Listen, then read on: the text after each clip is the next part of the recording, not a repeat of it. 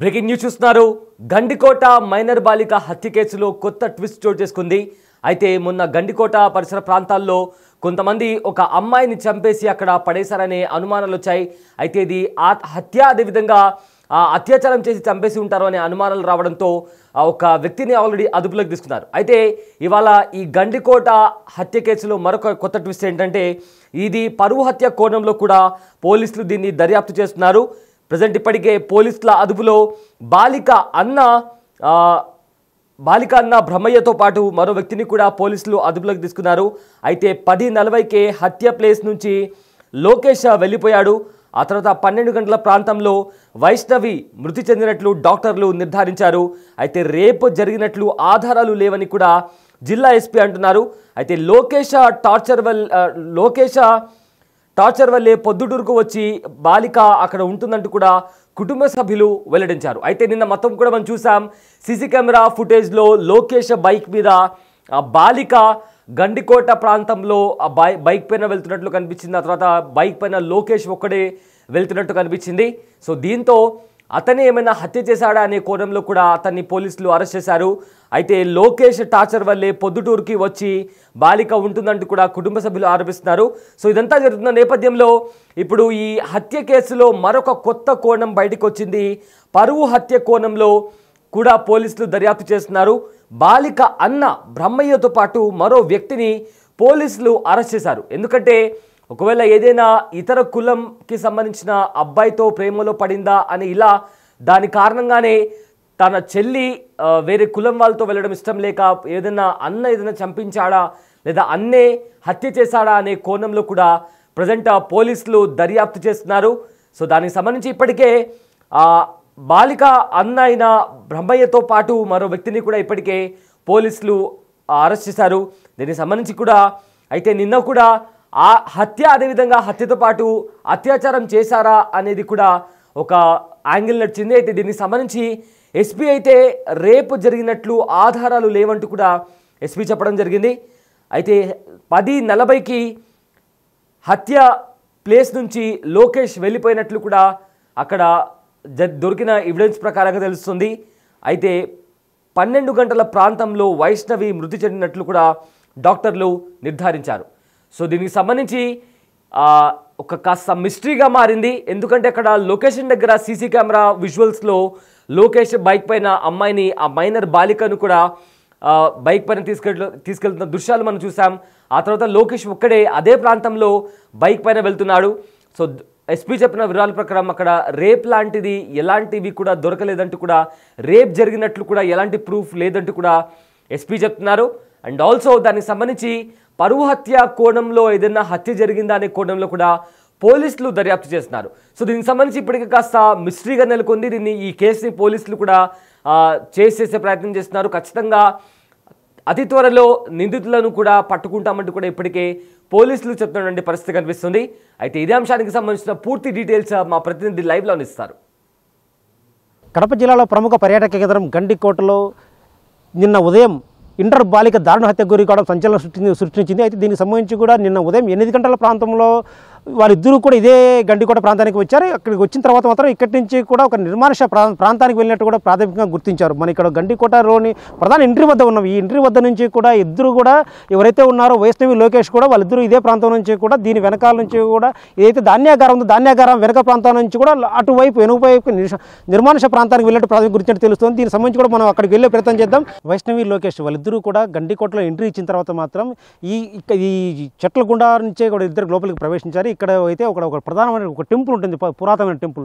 ఆ temple back side ఇక్కడ ఎవరు కూడా ప్రవేశించే అవకాశం ఉండదు. కాబట్టి వారిద్దరూ కూడా ఇక్కడి నుంచి కూడా ఇదే ప్రాంతం నుంచి కూడా లోపలికి ప్రవేశించడం ప్రాథమికంగా గుర్తించారు పోలీసులు. ఇక్కడి నుంచి కూడా ఈ రాళ్ల గుండా నుంచే వీళ్ళిద్దరూ కూడా పైకి వెళ్ళారు. ఆ పైకి వెళ్ళిన తర్వాత మాత్రం అక్కడ ఎవరికి ఇక్కడ ఎవరైతే పర్యాటకులు వస్తుంటారో పర్యాటకులకు కూడా ఎవరికి కనిపించే పరిస్థితి కూడా ఉండదు. ఎందుకంటే ఇది ఒక నిర్మానుష ప్రాంతం.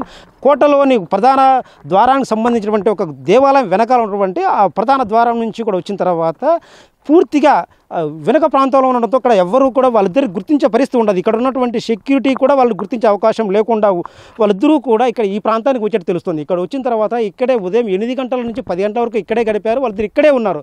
ఇక్కడ నుంచి 10 గంటలు ఇక్కడ ఉన్న తర్వాత మాత్రం ఎవరైతే లోకేష్ ఉన్నాడో లోకేష్ ఇక్కడ నుంచి వెళ్ళిపోవడం జరిగింది. ఆ 10 గంటలకు సంబంధించి ఒక సీసీ ఫుటేజ్లో కూడా ఎంట్రన్స్ గేట్ ద్వారా ఒక స్పష్టంగా రికార్డ్ అయింది. 10 గంటల 2 నిమిషాల ప్రాంతంలో తను వెళ్ళిపోయాడు. అయితే బాలిక ఎవరైతే వేస్ట్ ఉన్నారో బాలిక మాత్రం ఇక్కడే ఉన్నట్టు తెలుస్తుంది. సాయంత్రం వరకు కూడా బాలిక ఇంటికి రాకపోవడంతో కూడా పోలీసులు అనుమానం వ్యక్తం చేస్తూ కూడా పోలీసులు ఫిర్యాదు చేశారు. దాని సంబంధించి ఇక్కడ చూస్తున్నాం, ఇక్కడ ఒక వాటర్ బాటిల్ కూడా ఉంది. అంటే వాళ్ళిద్దరూ వాటర్ తీసుకొని వచ్చి ఇక్కడ కూర్చోవడానికి కాస్త అనుకూలంగా ఉంటుంది కాబట్టి ఇక్కడికి వచ్చి కూర్చొని దాదాపు 2 గంటల పాటు ఉన్నట్టు కూడా పోలీసులు గుర్తించారు. సో ఈ 2 గంటల ప్రాంతంలో ఏం జరిగింది, ఇక్కడ ఏం జరిగి ఉంటుంది అనే కోణంలో కూడా విచారణ చేపడుతున్నారు. నిన్న ఉదయం 8 గంటల ప్రాంతంలో ఇక్కడ చేరుకున్న తర్వాత వాళ్ళిద్దరు కూడా ఇదే ప్రాంతానికి వచ్చారు, ఇక్కడే ఉన్నారు. ఇదే ప్రాంతంలో కూడా మనం చూస్తున్నాం. ఇక్కడ ఈ కోటకు సంబంధించి కూడా పూర్తి వెనక భాగంలో ఉంటుంది. ఇక్కడ ఎవరు కూడా దీన్ని గుర్తించే పరిస్థితి ఉండదు. సెక్యూరిటీ సైతం ఇక్కడ ఎవరికి రావడానికి అవకాశం ఉండదు. ఎందుకంటే అక్కడ ఒక కంచె ఏర్పాటు చేసే ఇక్కడ రావడానికి ఎవరికి పర్యాటకులకు అనుమతి ఉండదు. కాబట్టి అతి జాగ్రత్తగా 8 గంటల ప్రాంతంలో పెద్దగా పర్యాటకులు ఉండరు కాబట్టి సో ఈ నేపథ్యంలో అందరి కళ్ళు గప్పి కూడా వాళ్ళిద్దరు ఇక్కడ చేరుకున్నారు. ఇక్కడికి వచ్చి 8 గంటల నుంచి కూడా 10 గంటల వరకు ఇక్కడే గడిపారు. సో అయితే ఈ 2 గంటల నేపథ్యంలో ఈ 2 గంటల మధ్య ఏం జరిగింది అనే కోణంలో విచారణలు ఇప్పటికే పోలీసులు విచారణ చేపట్టారు. అయితే ఇప్పటికే లోకేష్ కూడా అదుపులో తీసుకొని విచారిస్తున్నారు. అయితే బాలిక ఒంటిపై మాత్రం ఎలాంటి బట్టలు లేకుండా తన వ్యవస్థగా ఉన్న నేపథ్యంలో బాలికపై అత్యాచారానికి ఏమైనా పాల్పడ్డా, వీళ్ళిద్దరికి ఉన్న పరిచయాల నేపథ్యంలో కేవలం అతను నమ్మి బాలిక ఇక్కడ వచ్చే పరిస్థితి ఉంటుంది. కాబట్టి ఖచ్చితంగా వాళ్ళిద్దరు ఇక్కడికి వచ్చిన తర్వాత మాత్రం ఇక్కడ వీళ్ళిద్దరూ ఇక్కడ మన ఈ ప్రదేశం చూస్తున్నాం. ఇక్కడ వాళ్ళిద్దరిని ఎవరు గుర్తించే పరిస్థితి ఉండదు. 2 గంటల సేపు కూడా వాళ్ళు ఇక్కడే ఉన్నారు. అయితే ఆ 2 గంటలు వాళ్ళు ఏం మాట్లాడుకున్నారు, ఏం చేశారు, వాళ్ళిద్దరి గతంలో ఉన్న పరిచయాలు, వాళ్ళిద్దరికి ఏమైనా విభేదాలు ఉన్నాయా, వాళ్ళిద్దరు ప్రేమికులుగా గతంలో ప్రేమించుకుంటారంటూ కూడా కాస్త సమాచారం ఉంటుంది. అయితే వాళ్ళిద్దరు ఇక్కడికి వచ్చిన తర్వాత వాళ్ళిద్దరి మధ్య ఏదైనా ఘర్షణ జరిగిందా, ఆ బాలికను ఆ ఘర్షణ నేపథ్యంలో తనను హత్య చేశాడా అనే కోణంలో కూడా విచారణ చేపడుతున్నారు. అయితే హత్య జరిగి ఒకవేళ ఘర్షణ జరిగింటే దేనితో అమ్మాయిని ఎలా చంపాడో అనేది కూడా విచారణ తేలాలి. అయితే అమ్మాయి ఒంటిపై మాత్రం పెద్ద గాయాలు లేవని కూడా చెబుతున్నారు. ఆ గాయాలు లేకపోతే తను ఏదైనా పాయిజన్ లాంటివి తీసుకుందాం. ఒకవేళ పాయిజన్ తీసుకుంటే ఎవరు ఎందుకు ఎక్కడి నుంచి వీళ్ళకి లభించింది, ఎక్కడ వచ్చింది, వీళ్ళు ఎక్కడ తీసుకున్నారో కూడా విచారణ తేలాలి. అయితే మాత్రం ఒంటిపై గాయాల నేపథ్యంలో తన అమ్మాయిని ఇక్కడ చంపేసి సైలెంట్గా గుట్టించప్పుడు కాకుండా వెళ్ళాడా, తను 8 గంటలకు ఇక్కడికి వచ్చిన తర్వాత 10:30 గంటల ప్రాంతంలో తను వెళ్ళిపోయాడు. అంటే కేవలం ఇక్కడ 2-2.5 గంటల సమయం మాత్రమే ఉంది. ఆ 2.5 గంటల సమయంలో వాళ్ళిద్దరి మధ్య చోటు చేసుకున్న పరిస్థితి పరిస్థితి ఏంటి, ఈ కోణంలో విచారణ చేస్తే మాత్రం ఆ అమ్మాయి హత్య వీడే పరిస్థితి ఉంటుంది. లోకేష్ ఇక్కడికి వచ్చిన తర్వాత మాత్రం ఆ 2 గంటల సమయంలో ఏం జరిగిందనే కోణంపై పోలీసులు విచారణ చేపట్టారు. అయితే దీనికి సంబంధించి మాత్రం వైష్ణవి హత్య కాబడిన తర్వాత మాత్రం లోకేష్ ఇక్కడి నుంచి వెళ్ళిపోవడం, తను కూడా ఒంటరిగా వెళ్ళిపోవడంతో పూర్తి స్థాయిలో లోకేష్ పైనే అనుమానాలు వ్యక్తం చేస్తున్నారు పోలీసులతో పాటు బాలిక తల్లిదండ్రులు కూడా లోకేష్ పైనే అనుమానం వ్యక్తం చేస్తున్నారు. తను మొదటి నుంచి కూడా మా అమ్మాయిని వేధించేవాడు, అతని వేధింపులు తాళలేకే మా గ్రామం నుంచి కూడా మేము పొద్దుటూరు చేరుకున్నాం, పొద్దుటూరు కాపురం ఉంటాం. అయినప్పటికీ కూడా లోకేష్ మా అమ్మాయిని వేధింపులు గురి చేసి నిన్న ఉదయం తను మాయమాటలు చెప్పి ఇక్కడ తీసుకొని వచ్చి హత్య చేశాడు. కాబట్టి అతనే నిందితుడు, అతనికి ఎన్కౌంటర్ చేయాలంటూ కూడా తల్లిదండ్రులు డిమాండ్ చేస్తున్నారు. అయితే ఈ కోణంలో పోలీసులు పూర్తిస్థాయి విచారణ చేస్తే మాత్రం వైష్ణవి హత్య మిస్టరీ వీడే అవకాశం ఉంటుంది. కెమెరా పర్సన్ సుదర్శన్తో శివ, బిగ్ టీవీ, గండికోట నుంచి. విన్నారు కదా, గండికోట మైనర్ బాలిక హత్య కేసుకి సంబంధించి కూడా కాస్త మిస్టీరియస్గా మారింది. ఎందుకంటే అక్కడ సీసీ కెమెరాలో మాత్రం లోకేష్ అమ్మాయిని మైనర్ బాలికను బైక్ పైన ఎక్కించుకొని తీసుకెళ్తున్నాడు. ఆ తర్వాత గండికోట మెయిన్ ఎంట్రన్స్ లోపలికి వెళ్ళిన తర్వాత అక్కడ ఒక పాతబడిన ఒక గుడి ఉంటుంది. ఆ గుడి వెనకాల నుంచి ఎవరికి కనిపించకుండా అక్కడికి నిర్మానుష్యమైన ప్రాంతానికి వెళ్ళారు. వాళ్ళిద్దరు కూడా అక్కడ చాలాసేపు వరకు కూడా అక్కడే ఉన్నారు.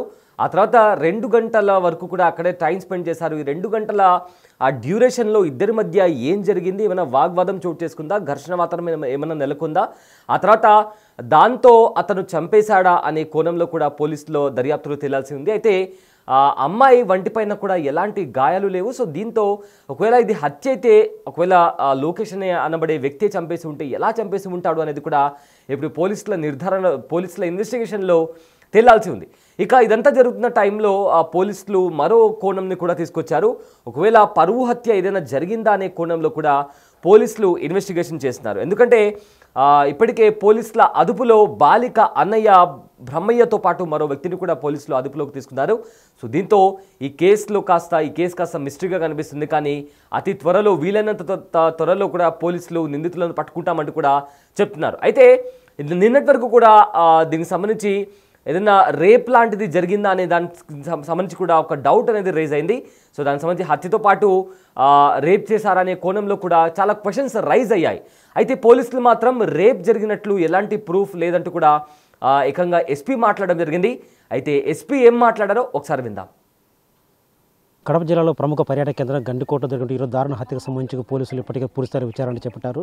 జిల్లా ఎస్పీ ఈజీ అశోక్ కుమార్ సైతం ఘటనా స్థలాన్ని చేరుకుని వీటి స్థాయిలో పూర్తిస్థాయిలో విచారణ చేపట్టారు. అసలు ఘటన జరిగిన కారణాలు ఏంటి అంశంపై మన జిల్లా ఎస్పీకి ప్రయత్నిద్దాం. సార్ చెప్పండి, ఈరోజు ఒక ఇంటర్ విద్యార్థిని ఇక్కడ ఒక ప్రదేశంలో పర్యాటక ప్రాంతంలో దారుణ హత్యకు గురైంది. హత్య గల కారణాలు ఏంటి?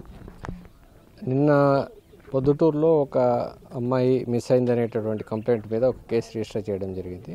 దాంట్లో భాగంగా ఎంక్వైరీని ఇన్వెస్టిగేషన్ స్టార్ట్ చేయడం జరిగింది. దాంట్లో భాగంగా ఈరోజు పొద్దున గండికోట పర్యాటక ప్రదేశానికి రంగనాయకుల స్వామి టెంపుల్ వెనక భాగంలో ఉన్నటువంటి ప్రదేశంలో అమ్మాయి యొక్క మృతదేహం మనకు లభ్యమైంది. దాన్ని బేస్ చేసుకుని ఫోరెన్సిక్ టీమ్ని, క్లూస్ టీమ్ని, డాగ్ స్క్వాడ్ని పిలిపించడం జరిగింది. చుట్టుపక్కల పరిసరాలని కూడా మనం గమనించడం జరిగింది.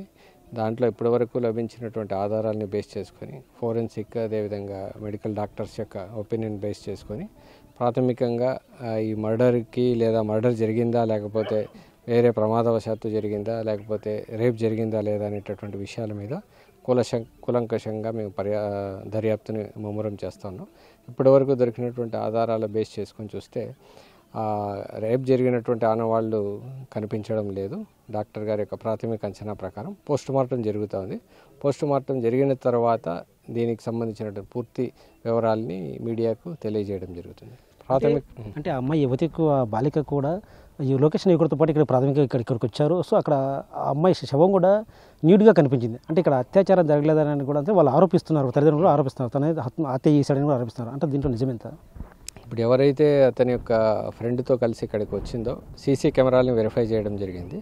ఇక్కడ దొరికినటువంటి సీసీ కెమెరా ఫుటేజెస్ ఆధారంగా అతను ఈ అమ్మాయి ఇద్దరు కలిసి ఇక్కడికి రావడం అనేటటువంటిది వాస్తవం. వచ్చిన తర్వాత మళ్ళీ ఇక్కడి నుంచి అతను ఒంటరిగా అటువైపుకి వెళ్ళిపోవడం, మళ్ళీ ఈ అమ్మాయి ఒంటరిగా ఇక్కడే ఉండడం అనేటటువంటి సీసీ కెమెరాల్లో మనకు గమనించడం జరిగింది.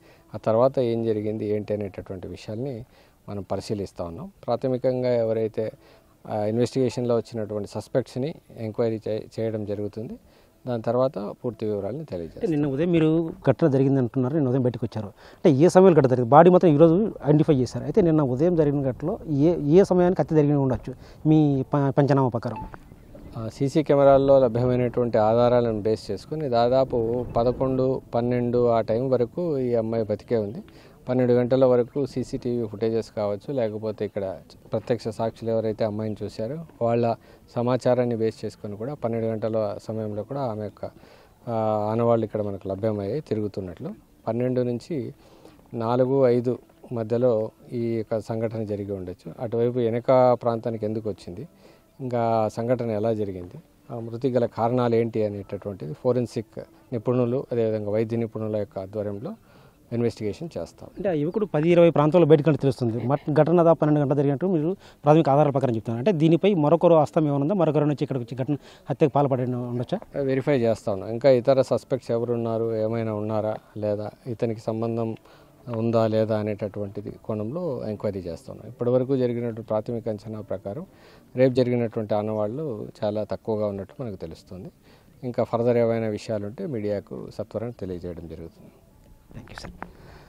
ఎవరైతే ఇంటర్ బాలిక హత్య గురైందో దీని ఎస్పీ మాత్రం సంచలన విషయాలు చెబుతున్నారు. నిన్న ఉదయం ఇంటి నుంచి వచ్చిన బాలిక ఇక్కడికి ఉదయం 10 గంటలకు చేరుకున్నారు. అయితే 10:30కు ఎవరైతే అనుమానాస్పద వ్యక్తి యువకుడు లోకేష్ ఉన్నాడో 10 గంటల 20 నిమిషాలు ఇక్కడి నుంచి వెళ్ళిపోవడం జరిగింది. బట్ హత్య మాత్రం 12 గంటల జరిగిన ప్రాంతంలో జరిగినట్లు కూడా జిల్లా ఎస్పీ చెబుతున్నారు. అంటే దీని వెనక మరొక హస్తం ఎవరంతా ఇంకా ఎవరైనా చేశారా ఏంటి ఆ అంశాలపై లోతుగా విచారణ చేపడుతున్నాం. తదనంతరం కూడా పూర్తి విషయాలు వెలువరించే అవకాశం ఉంటుందని చెప్తున్నారు. కెమెరా పర్సన్ సుదర్శన్తో శివ, బిగ్ టీవీ, గండికోట నుంచి.